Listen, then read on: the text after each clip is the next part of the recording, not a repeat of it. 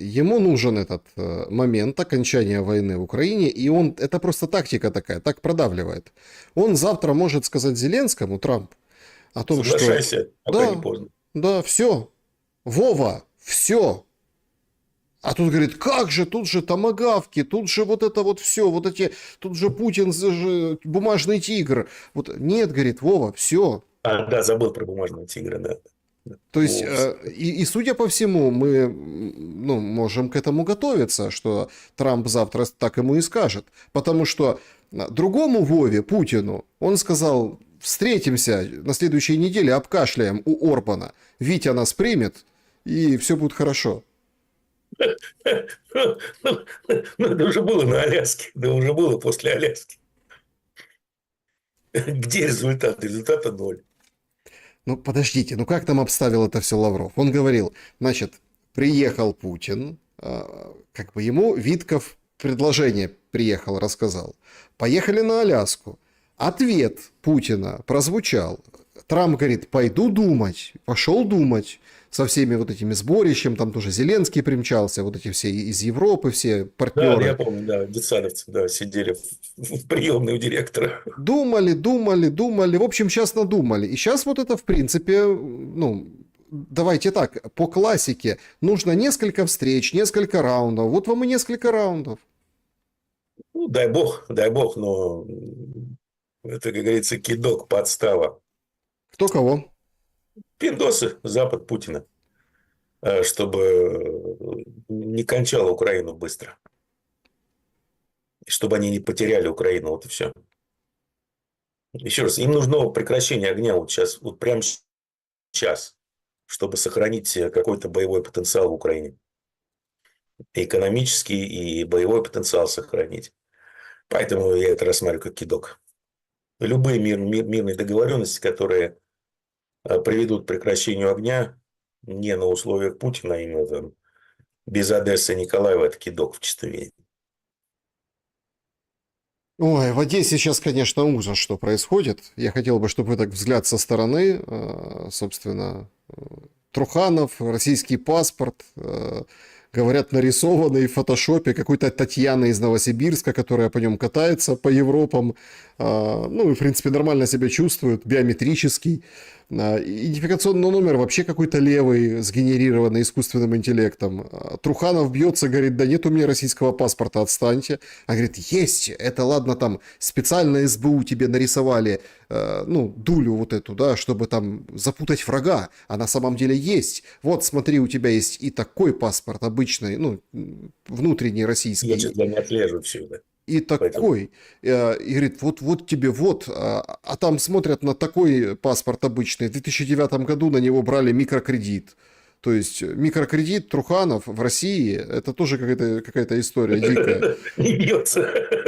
Ну и сегодня всех представили. Труханова выперли из кабинета своего, завели туда этого Лысака. Ну, в общем, Зеленский продолжает гонять А Лысака. Труханов случаем там с Залужным не мутил? Ну, вы знаете, одесская, кстати, история такая специфическая. Смотрите, Труханов мутил со всеми. И с националистами, и с офисными. Он пытался всем быть хорошим.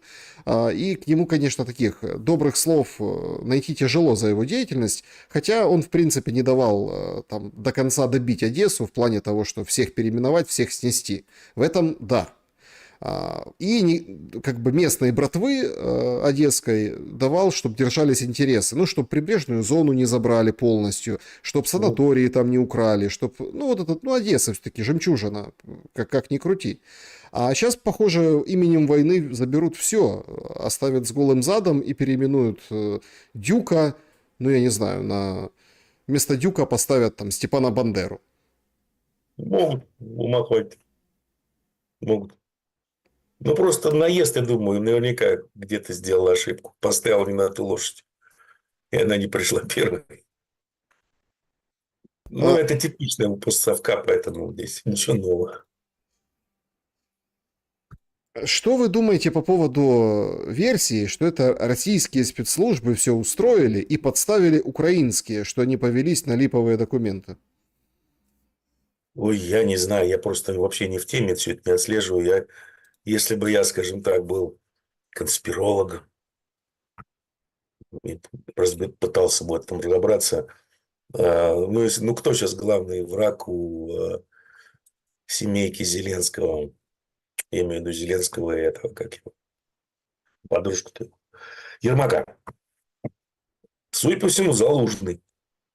Ну, это единственный конкурент на их место, такой более-менее подготовленный, с какой-то поддержкой. И там еще у вас есть у него глава ГУР Буданов. Нет, да, Буданов, да? Вот эта парочка, насколько я понимаю, там они ребята проверенные, штампы, печати ставить негде, все нормально, под Ми-6. Ну, вот единственная, по-моему, альтернатива на данный момент Зеленскому с Ермаком. Типа вот, если мы этих двух уберем, то вот у нас есть кого поставить, и все будет даже еще лучше, чем при вас. Потому что народ получит какую-то там надежду на что-то на какое-то время. И бузить не будет, может быть. То есть, по логике Зеленского, если этих двоих скомпрометировать, убрать, то альтернативы не будет, и Западу придется по-любому иметь дело с ними, они могут творить все, что угодно. Ну, такая примитивная логика, такая, знаете, шпаны дворовой, бандюков местного разлива. Ну, вот, если исходить из этого, то, я думаю, можно объяснить многое. Потому что, ну, по тому же Залужному ему тоже нужно показывать своим хозяевам, что вот у него есть поддержка там, есть поддержка здесь, каких-то на местном уровне поддержка крупных значимых фигур. Ну, может быть, поговорили они, может быть, этот мэр Одессы что-нибудь сказал или поговорил не с тем, с кем нужно говорить. Ну, его приняли тут же. Я бы здесь копал, на самом деле, зная примеры, как все это работает на постсовке. Я думаю, что вот именно так оно и есть. А все остальное это... Но если так копать еще, вот, знаете, вообще шапочку из фольги надеть, тут пропеллер такой, то, Это мы значит, любим.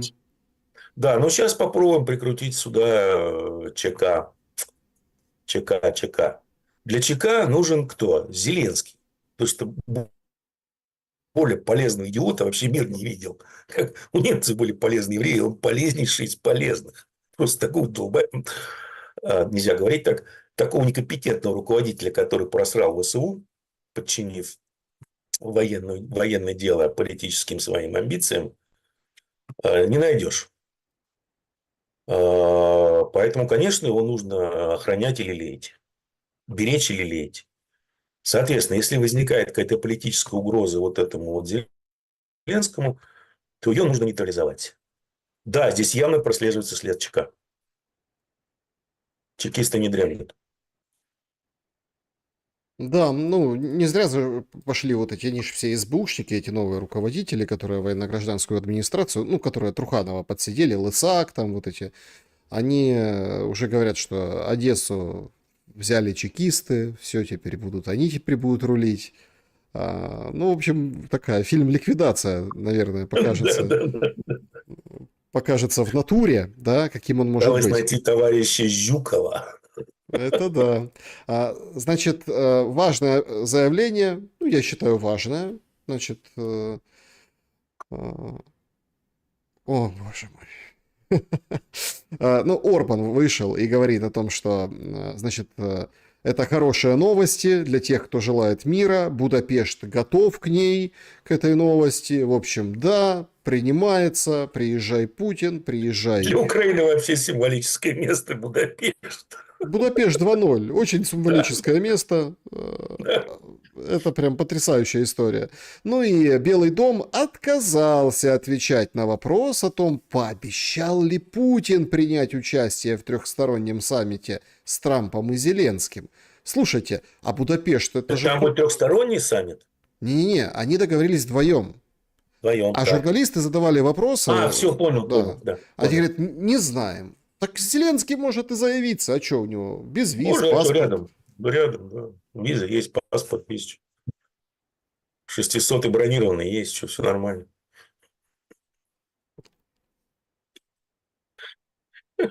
Так что да, явочным порядком. А то будут, как он говорит, решать за Украину без Украины. Нехорошо так. нехорошо. Да, тем более в Будапеште. Тем более в Будапеште, да, в таком значимом для незалежности и зламности месте. Ой, дурдом, слушайте, дурдом просто какой-то. Я поэтому просто смеюсь над этим всем. Ну, Ну, понимаете, Трампу говорил, может, знаете, это как с Моди, да, Трамп Моди пообещал Трампу не покупать российскую нефть. Потом МИД Индии заявляет, что вообще нам неизвестно такой. ну и китайцы тоже говорят. Да, китайцы, да, фонд помощи Украины за счет китайских пошлин. Это точно была закладка Хантера. Причем Трамп ее не один втягивал всем кабинетом. Нет, там же не фонд помощи, Степан Геннадьевич, называется фонд победы. Ну да, Победа. Там Министерство войны и Фонд Победы. Все правильно. Министерство войны и фонд И Фонд победы Победы. Украины. Вы Да. понимаете, в чем дело?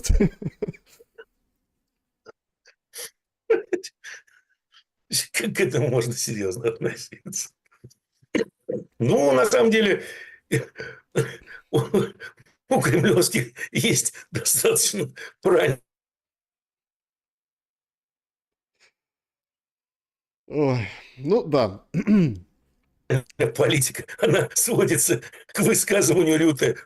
А на самом деле, кроме шуток, вот кремлевские начали эту политику первыми, ну, умиротворение этого буйного. А мне очень такой, ну, известный, мудрый,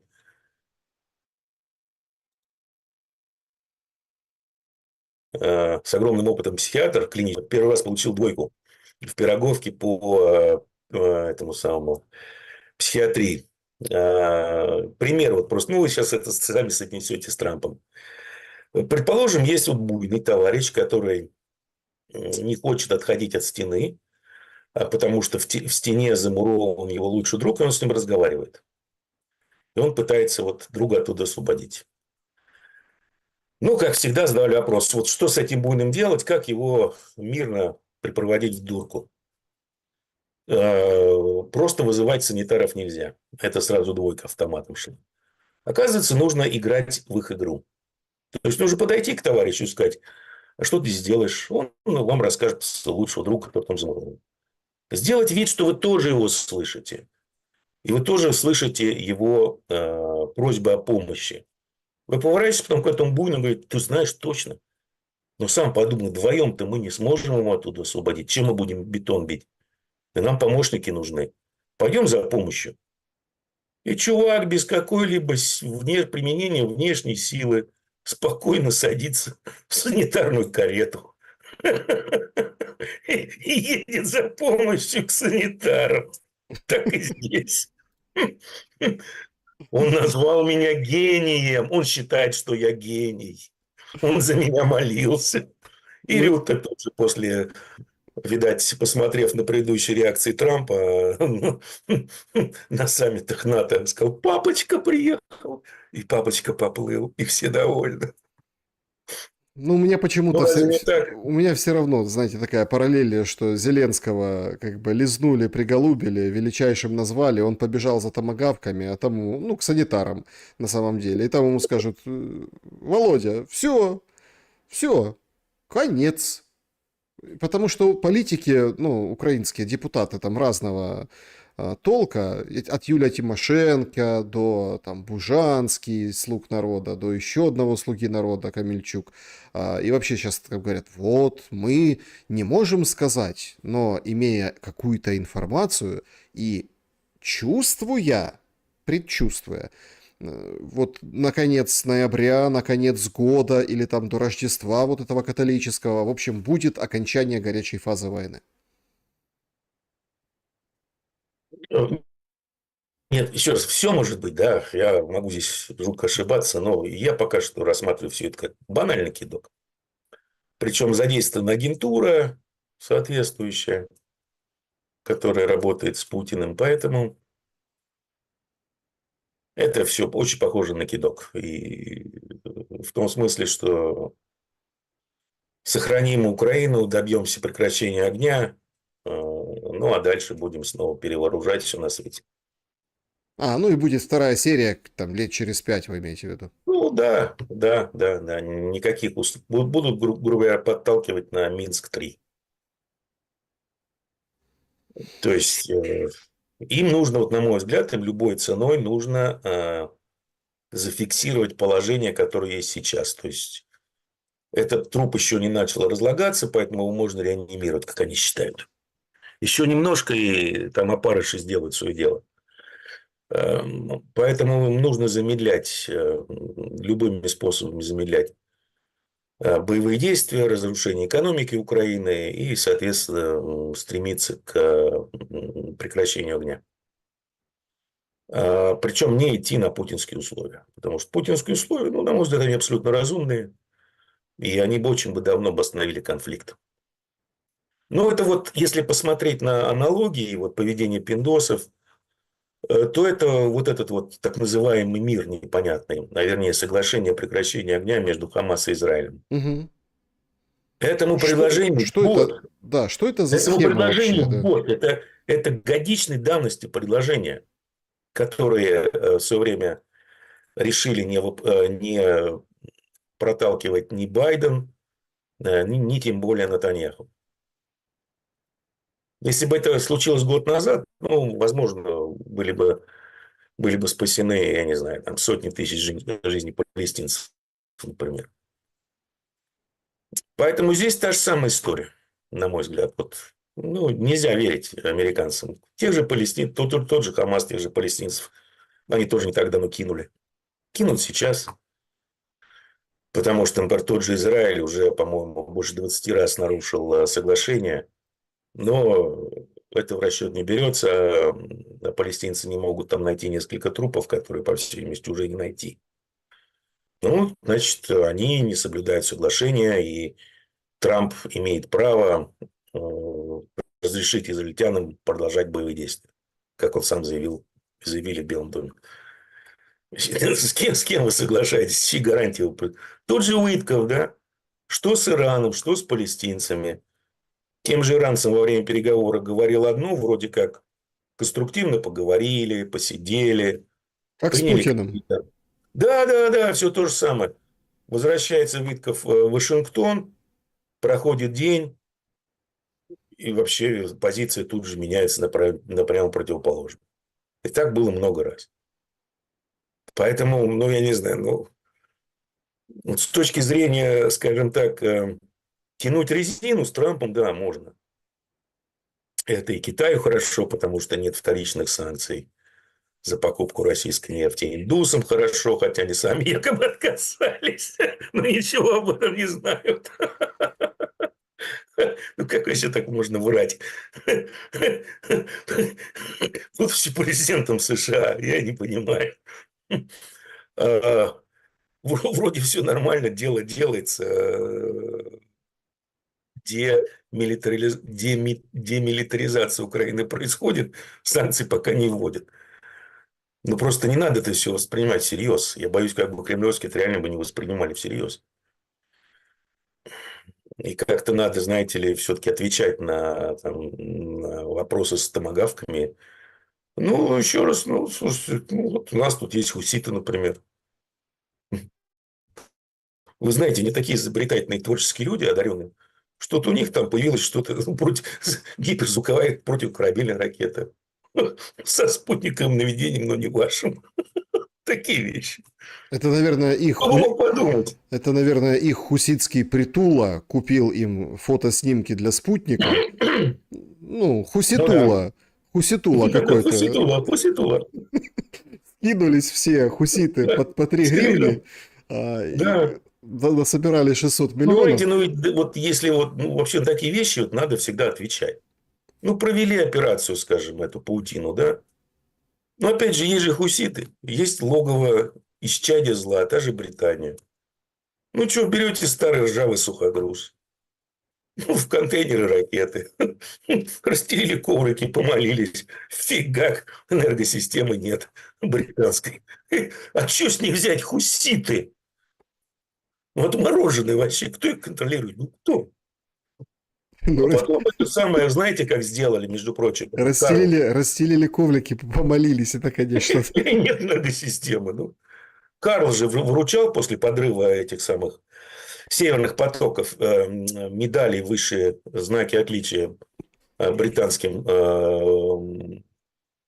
офицерам ВМС за какие-то операции за границей.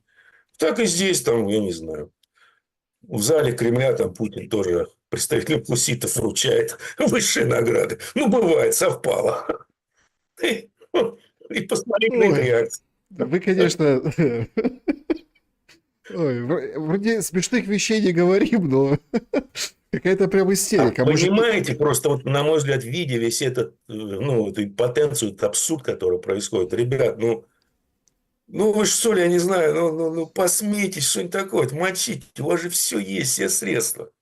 Иначе все плохо закончится, кроме шуток. Плохо все закончится. Это может закончиться просто реально неконтролируемой эскалацией конфликта между Россией и НАТО. Она может привести к обмену ядерными ударами очень быстро, неконтролируемым абсолютно. ну, по поводу, знаете, обменов ядерными ударами здесь, конечно, не до шуток, потому что там есть инсайды, что завтра будут перемирие объявлять возле Запорожской атомной электростанции. Прям, ну, такой инсайд журналистский. И, в принципе, это напрашивается как жест правильный. Какая ситуация сейчас? Да? То есть, чтобы все просто понимали. Станцию контролируют россияне.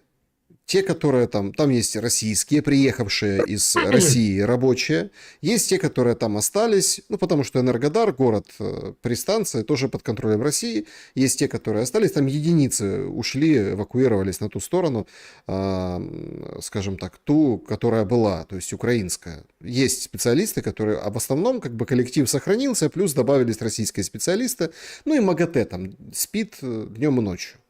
Да, да, эти шныри Моссада.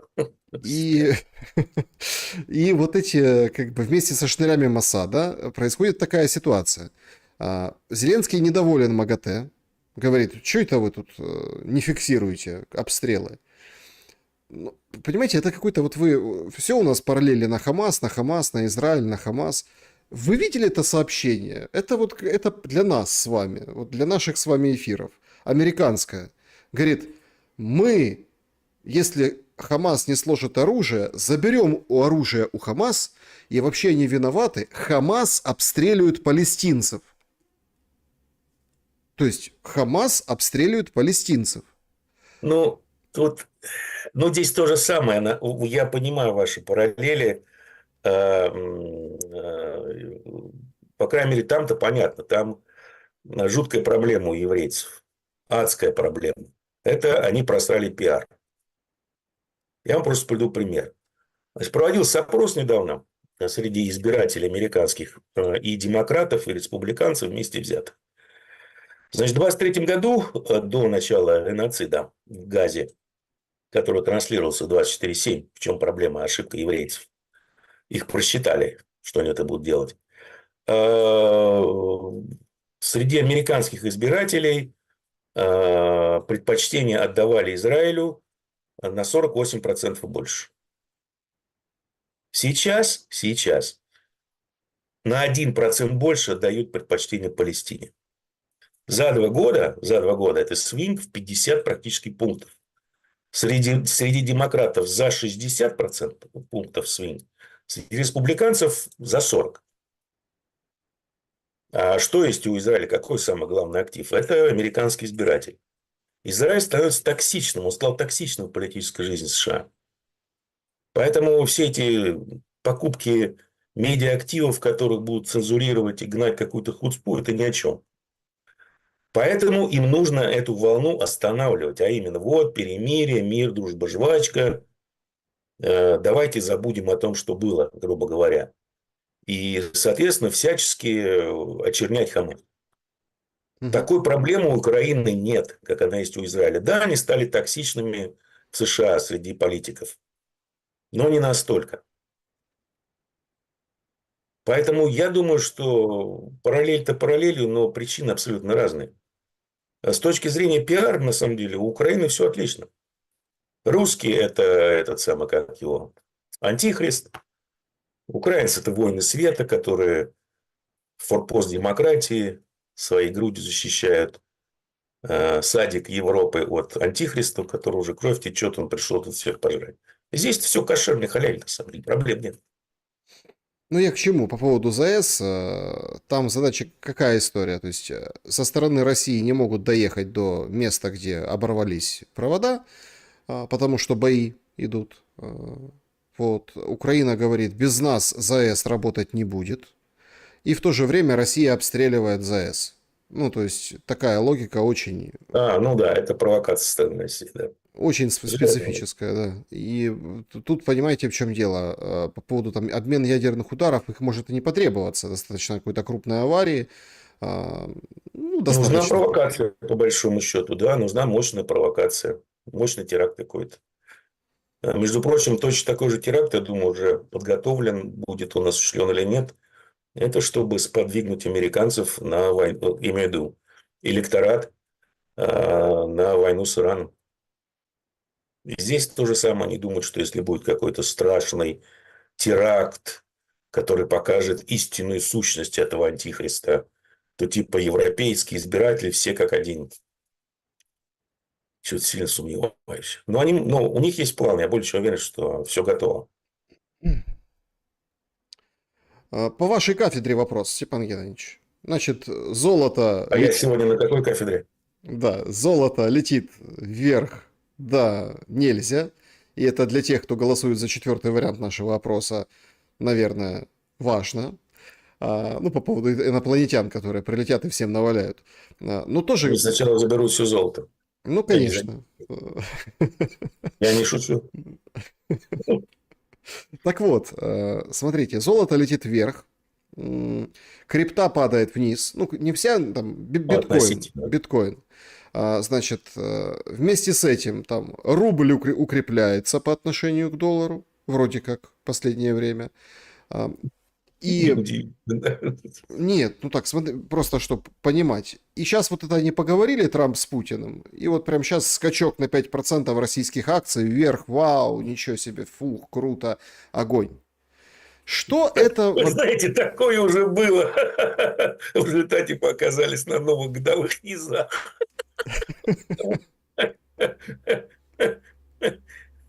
Кто не скачет, тот Газпром, да?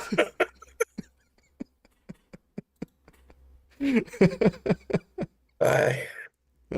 Как вам кажется, что будет дальше, да, с активами и с, ну, условно, избытками, издержками и прибылями? Потому что, ну, классная же новость, когда вот этот сын младшенький, Трампушка младшенький, Бэрон, стал самым богатым по крипте, да еще и ТикТок теперь имеет.